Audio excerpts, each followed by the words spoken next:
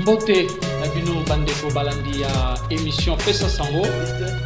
Ndenge moko utoloba ngai nazali secrétaire provincial ya Matadi 1 ya Palu awa na ce qui est phénomène puisque pour nous soutenir fédération eza ngo vandi mais biso de jeunes la soukate tozalaka awa pona ko informer population par rapport ya politique ya mboka na biso pe politique oya ye awa tozomona ka clair que tozaka na molili bakulu na epai eza route moko raccourci oyo esangisaka mutu nyo.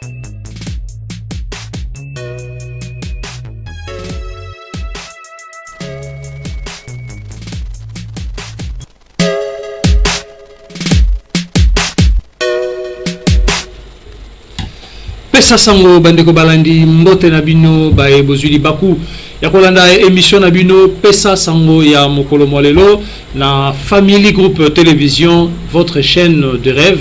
Lelo tozali na mai oto kolobela bino etali bongo taxe ya tesere taxe oyo bandeko na biso ba motocycliste ba bandaki kofuta ba kataki yango esika boye ezozonga lisusu mais na format mususu. Alors pour notre information ya bien sur Makambongo toyambi moko ya bakambi ya association des motocyclistes du Congo central to bengi bongo monsieur Bamo Bamonekene oyazali président provincial mwana mboka Bamo mbote na mbote papa journaliste. En tout cas to sepeli ko yamba sur lelo ezali mbala libosote émission Pesa Sango sur mesana yango poto ko onana ko solola lisusu likambo ya taxe oyo babengi tesere moi na mokuse penza historique ya taxe yango tesere ezali nini. Ok, merci beaucoup. Moi, mon coup, c'est que vous allez l'appeler bref, pour tout l'appeler Ngonga. Taxi Oyo, ils allaient projet Oyo de présenter qui est pas conduit il y a 2 ans, 3 ans passés, pour nous permettre à ce que les motocyclistes puissent contribuer au développement ou à la reconstruction de notre province du Congo central. Alors, projet Wana, ils allaient qui adopté. Na ba konja province document yango ba mingi ba yebi yango projet wana.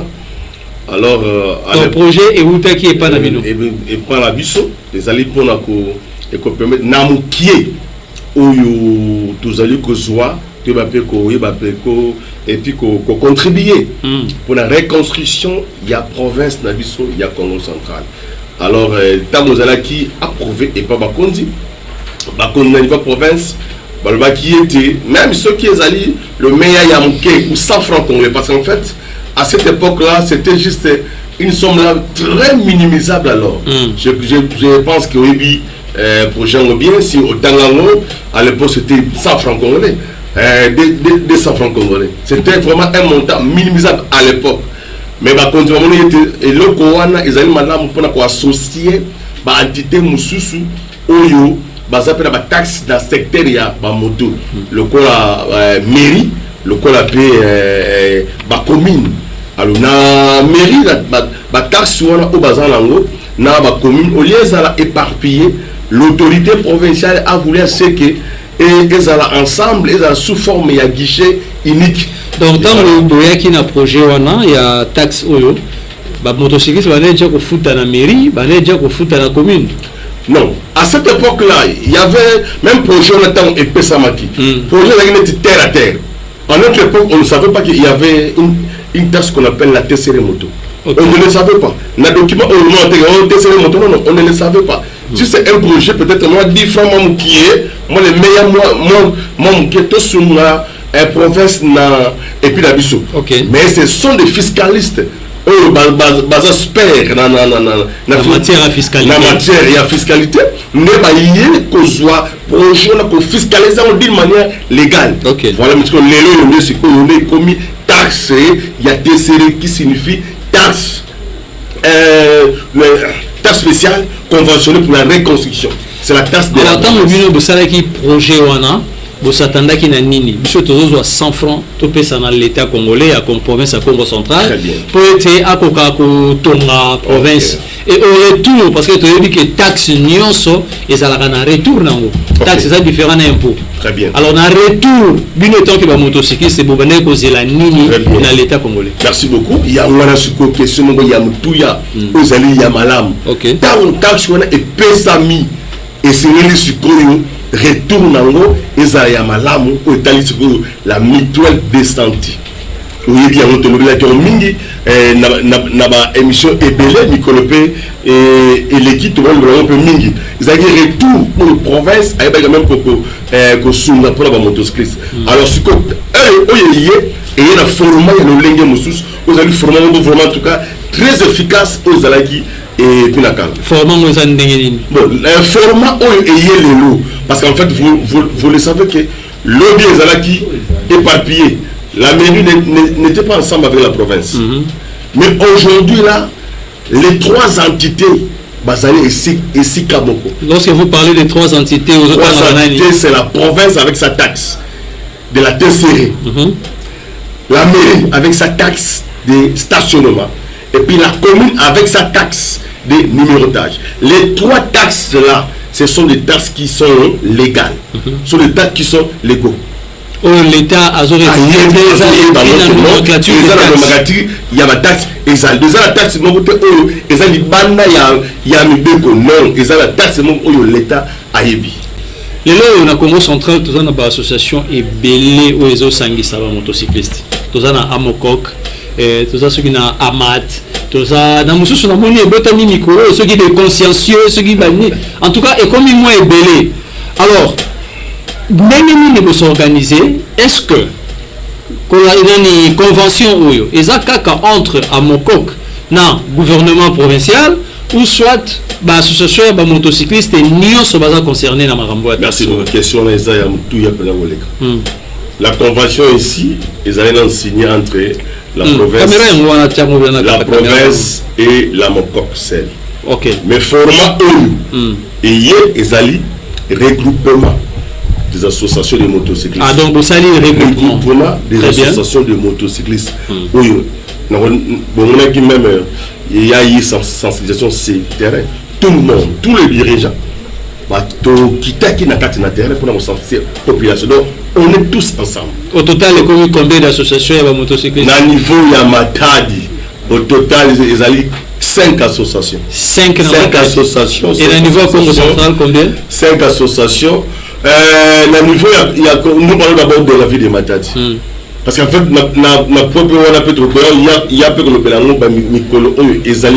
est-ce que la personnalité juridique ou bien un document légalement donné par l'État congolais? ASBEL il faut fonctionner? Ça, c'est il y a un service qui est habilité de les comprendre. Mais étant que pas même le président Bamon. Non, il y a un service habilité de contrôle. Parce qu'en fait, le lot va continuer au niveau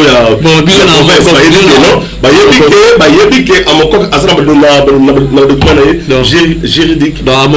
Pour vérifier les documents des autres associations. Ce n'est pas à moi, à Bamon, dans cette émission, et puis de dire que non, qu'il y a un document, ce n'est pas à moi de les connaître. Très bien. Ok, maintenant, quand est-ce qu'il faut payer la taxe? Et ça par jour? Par semaine, par mois, trimestre, annuel ou comment? La taxe est payée journalièrement. Donc c'est chaque jour où le motocycliste a foutu la taxe. Il y a combien? Il y a 1000 francs congolais les jours. Pour la moto, il y a 2 roues. 1500 francs par jour. Pour la moto, il y a 3 roues. Pour KWC qui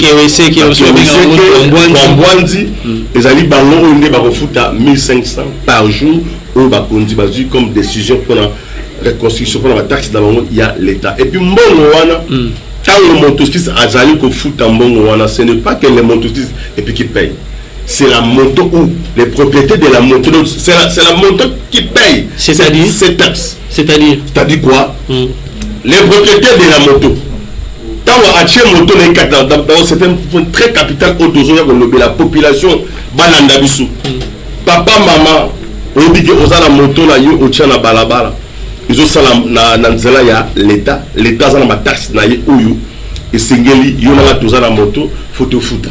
Mais votre moto est conduit par un conducteur qu'on appelle motocycliste. Mais la taxe de votre moto ne peut pas être payée par les motards. Et c'est le foot à yo, mais dans ya moto na yo. Sauf que yo au foot à ya moto na yo, eux ils allaient au sala na balabala. Donc c'est-à-dire que moto na yo au foot à versement, il y a 20 000 francs congolais par jour parce que le versement ils allaient na il y a des différents versements. Donc ils ont la moto où ils versent 20 francs congolais. Ils ont la moto où ils versent 25 francs congolais. Ils ont la moto où ils versent 15 000 francs congolais.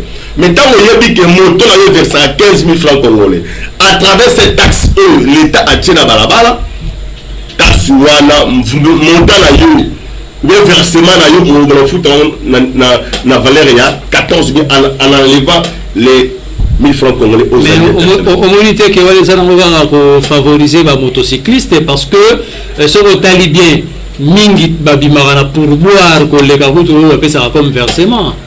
Donc vous savez que alcool tali sur un versement il y a patron. Au monité que les gens vont besoin embêter le patron. Merci beaucoup, j'ai nakanisi eza mutu ya mingi. Mais moi on attend aux autres wango ils sur la web. Ils sont sur la web. Na moto parce que moto ils ont ça na balabala ya papa André na balabala ya président bamoto ils ont ça na balabala ya l'état alors l'état sur quoi le bête moto na yo négo ça la na balabala l'état après si pena pas konaye mais pourquoi ya conducteur président bamo to ke no malembe place wana tambolo babongo mutu tana ke asombi moto afutina TV na ina kati ya prix achat ya moto a obligé mutu asomba plaque. C'est pas les motocyclistes qui sont en plaque. Nous connaissons moto à son plaque. Pour moto na étambre na balabala. Na habité en dehors la plaque sur les appels sur le mikanda musuba son voilà. Mikanda wana nyo so belé wana propriétaire ya moto pe ka kamtazo so mbango e mbongo wana ne se ko tanga na trésor public. Voyez ko ba ki sera ele sur taxe ya 1000 francs. Ba yo ko ki sera yete.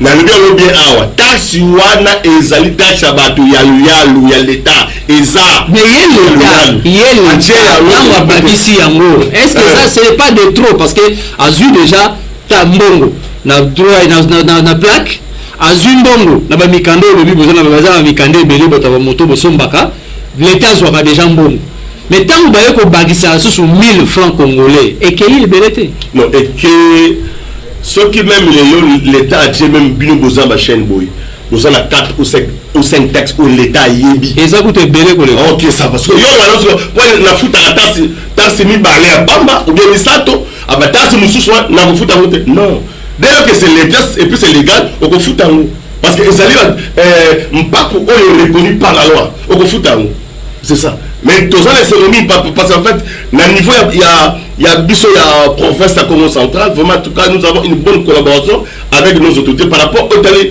il y a pas quoi l'état toujours sur dans le nemo il y a malam nani siko azoko zwa ba taxe wana la taxe comme les alliés na province où il y a Congo central nous avons un régie financière autour la DGRKC DGRKC ne azali ko faciliter oui la DGRKC c'est la province azo za taxe d'ailleurs où il y a tesseré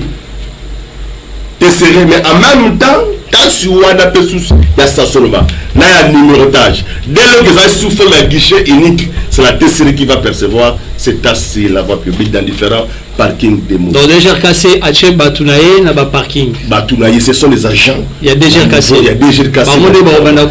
Percevoir 1000 francs par jour. Est-ce que Baché Fourchette il y a tant au motocycliste faut fouta ou bien au guinon ko fouta na 17h ou ko fouta na 19 18h Fourchette et Zali. La taxe est payée de 7h30 à 13h30. De 7h30 à 13h30. Ok. 7h30 à 13h30, ils allaient payer même libre. Mais à partir de 14h, là maintenant, ils ont payé même forcé. Eux, taxe pendant l'État. Banani il y a la police. la PCR. Police de circulation routière. Car chaque fois, motocycliste va gagner avec tracasserie. Tracasserie. L'État, ça n'a surtout au Tali, taxe et puis il y a l'État. L'État, pour ça, il y a taxe d'ailleurs. À se servir toujours là-bas.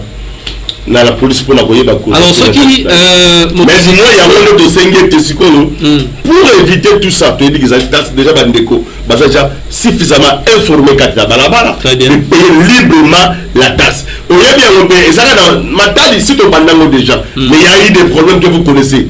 Il y a eu des problèmes que nous avons connus ici à Matadi, mais la même taxe se paye au niveau de Boma. Là, il n'y a pas de problème auprès de nos motos. Il n'y a pas de problème. Et que voir même un motocycliste, dès qu'il paye puis sa taxe, tu le vois donc bien. N'a pas continué à bisou. Vraiment, je profite encore devant votre émission de dire aux autres, n'est que 5 ans, on n'a pas conduit. Vraiment, to 5 ans, on limite, bon, ça, la bisou yango. Bon, là, on a bon, bazo. Donc, quand un motard a zo pour foutre ta tasse, et ça, les sous-soutés, vraiment, en tout cas, des infractions bénin. En fait, forcément, tout le monde tracasserie. Qu'est-ce que vous appelez infraction bénin? Bon, infraction bénin, est-ce que nous avons d'abord des parkings ici? Parking comme tel, et c'est vrai. Mais au Karamotard, mauvais stationnement. Mais mauvais stationnement, on a place à Téléma. Mais quand on a place à Téléma, mais président, vous êtes conscient que les motocyclistes des fois Téléma capé ma B. Je ne disconviens pas. Alors, ce que c'est la parking en voie d'où?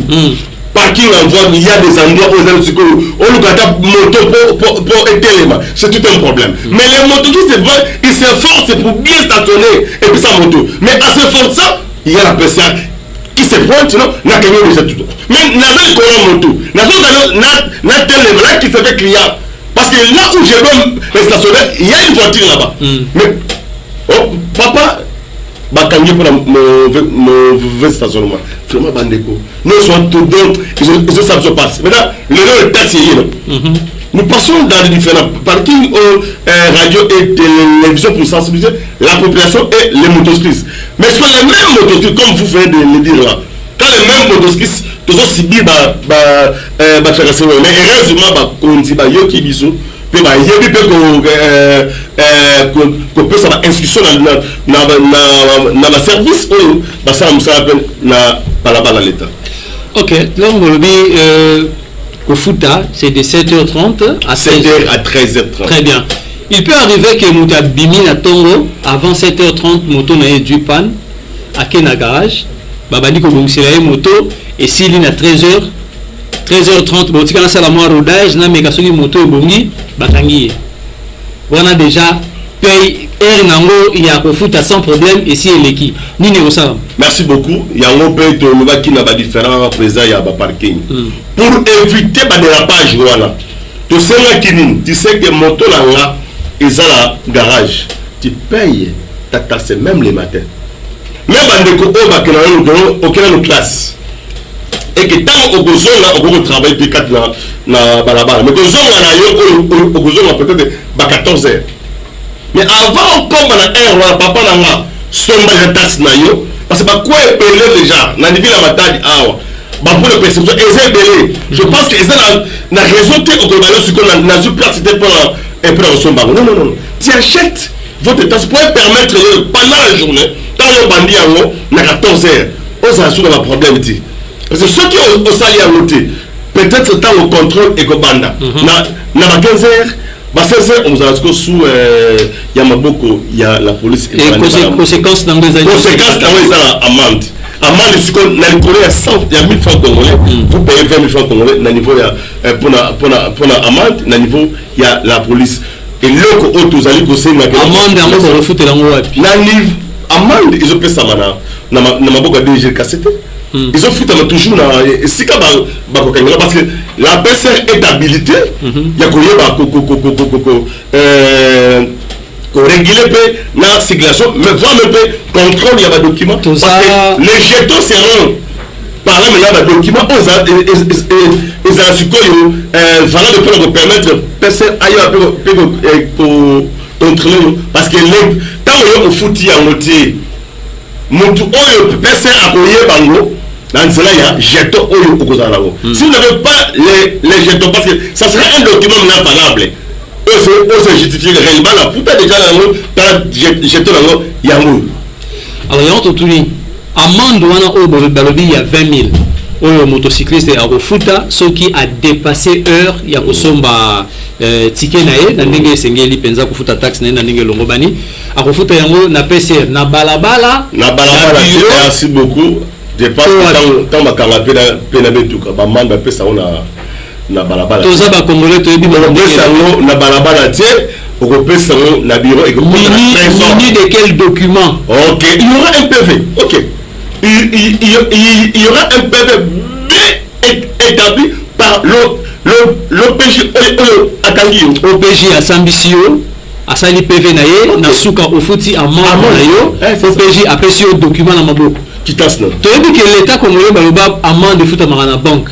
Ma PC au bordero aucun na banque on compte ça il n'y a pas un problème. Il n'y a pas un problème. Na ba bureau na biso ya et puis à PCR. Tout le monde a remis il y a des et ça na il y a percepteur il y a déjà bazar mais ils ont la compte. Il y a province, j'ose croire qu'il y aura aussi des percepteurs. Il y a des gens cassés dans le niveau, il y a la PCR pour que Moutousoga a foutu réellement tout à fait. Alors, réellement et puis la trésor. Tant que vous foutez amende, après, ma catelier ticket à journée.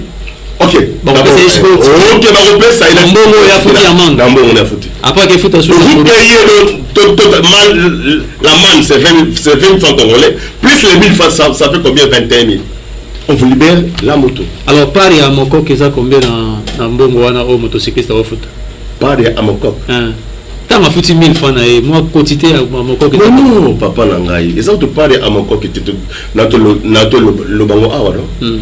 Nathalie Chou awa na l'entang, au lobby n'a inté. Quand nous parlons de la Moko, c'est donc, à Moko, qui est une association, mais il y a des motocyclistes. Nous parlons na thème, il y a des membres qui sont des motocyclistes. Intérêt dans Bango et Zali, Nini. J'ai bien expliqué au début, intérêt dans Bango, Nengue et Gozala. Donc voilà, nous devons comprendre que l'intérêt dans Bango et Zali pour créer une mutuelle de santé pour protéger les motocyclistes en cas de maladie. Okay. Alors, mutuelle de santé, tant que vous avez salama, vous pouvez bien expliquer motocycliste, avantage à la mutuelle de santé et comment ça va se passer. Tout comme une souka à émission, un mot, peut-être motocycliste, une émission, il y a des lots pour comprendre l'importance il y a pour foutre taxe. Merci beaucoup. Allez-y, il y a Liboso.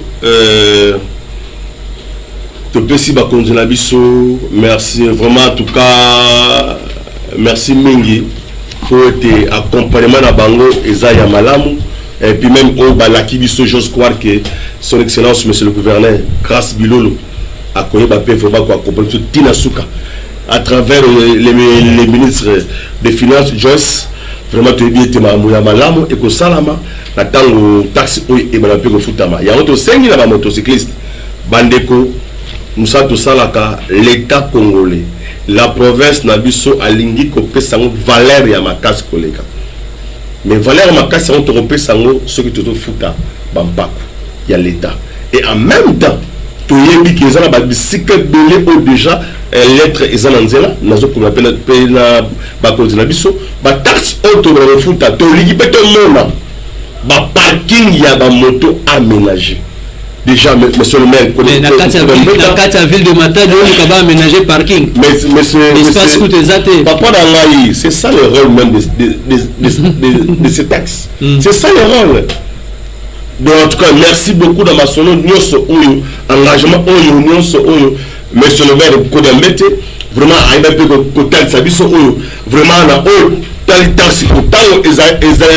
vraiment, parking est donné, il y a ville à Matadi et aménagé, c'est une autorité. Et puis, Banzela Pebele, merci monsieur le gouverneur. Nathalie si banzela musukozo sa so passe. Banzela ezebele. Mais biso matadi a nzela les copains pour kende la unze. C'est tout un problème. Pour kende les copains au kende ndema c'est tout un problème. Nzela ya budo pour kende na nini na niveau ya so village, c'est tout un problème. Nzela ya nzanza pour kende na biwo soit na nini na pompage, c'est tout un problème. Ici, en tout cas, biso le lot aussi, et quand il y a beaucoup de taxes, chaque jour, et même les taxes, ils ont été temps spécial pour la reconstruction. Nous disons quoi que nous,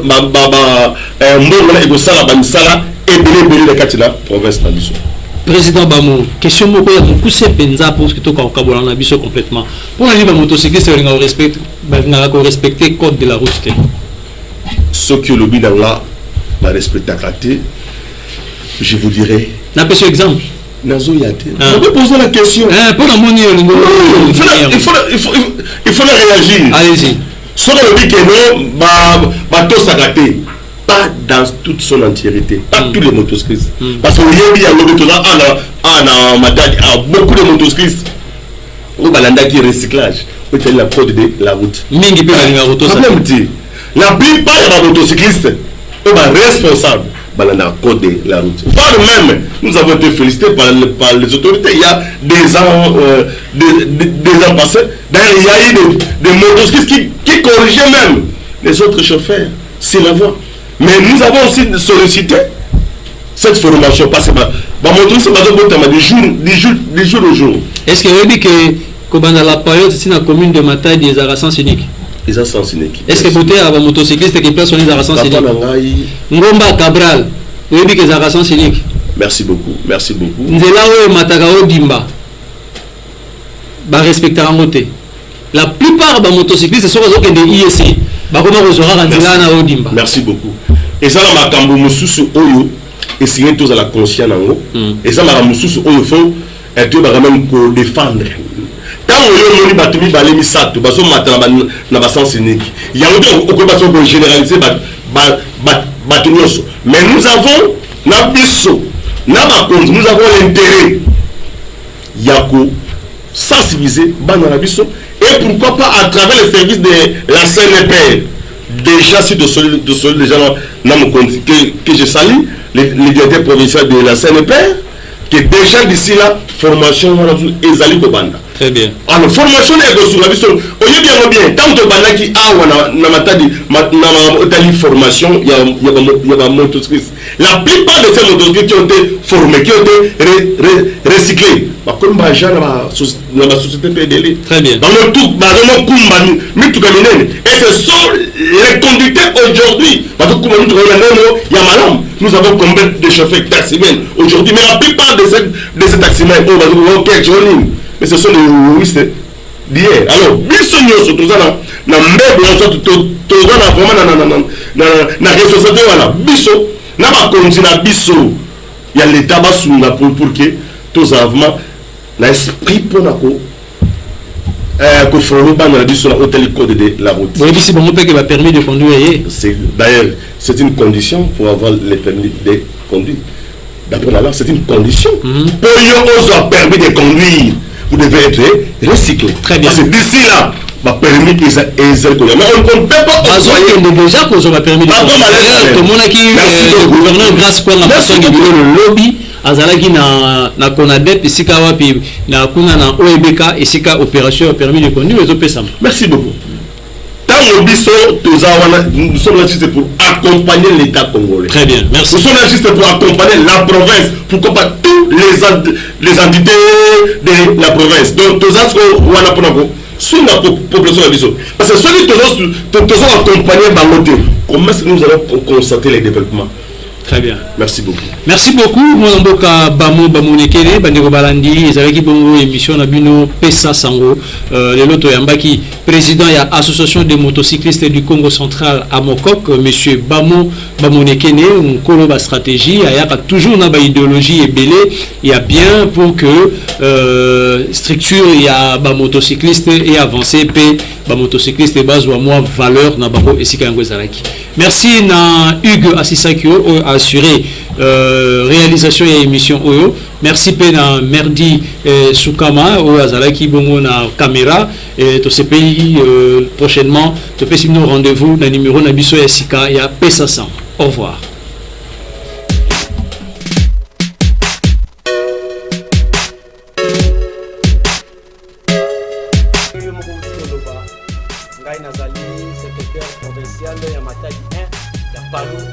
Ce qui est phénomène, puisque nous pouvons soutenir.